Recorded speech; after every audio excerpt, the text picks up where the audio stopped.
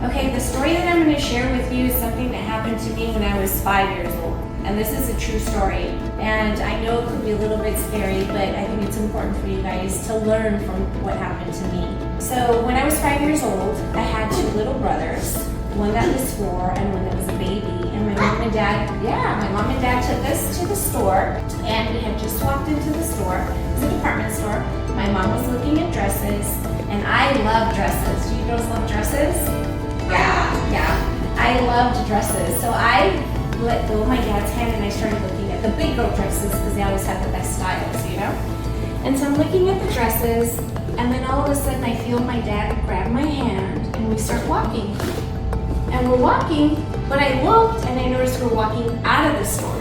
And I thought, well, why are we walking out of the store? We just got here. So I looked up at the man and I saw this was not my dad. This was a different man who had blonde, curly hair, a baseball cap, and glasses. And so I looked at him and I got really scared. I didn't know what to say. I didn't know what to do because I didn't have any training.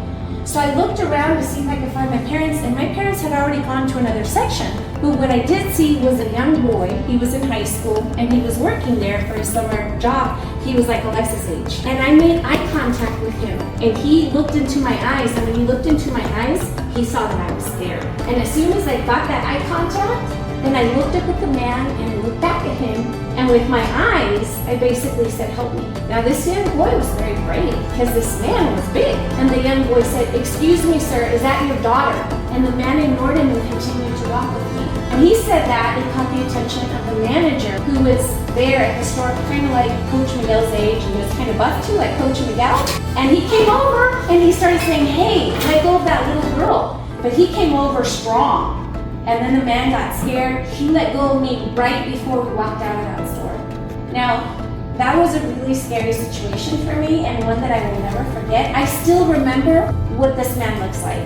I do. And I was only 5 years old, but I was so scared. They called my parents over the loudspeaker of the store. My parents came, and right away they took us.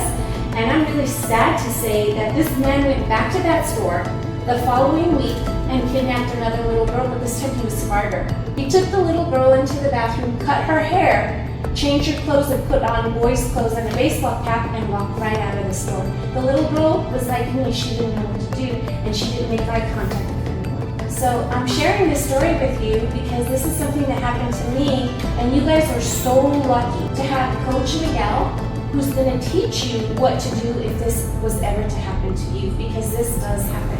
And you guys are even luckier to have parents who are paying for you to take this class. I wish every kid would take this class because it is so important. Your parents don't wake up in the morning thinking, I'm going to take my daughter to a clothing store and lose her and never see her again. And as a child, I'm playing around, I'm looking at dresses, I'm distracted. I never thought a strange man's just going to come very calm, cool, and collected, grab me by the hand, really slick, and walk me out. So you guys are really fortunate. So today, when you guys go home, I want you guys to thank your parents for loving you so much that they paid for you to come to these classes to learn the techniques. And I also want you to thank Coach Miguel and Coach Alexa for coming here today and for teaching you guys. Coach Miguel came up with a cool curriculum and what you can do to avoid these situations. I was little, I didn't have any training, I didn't know what to do.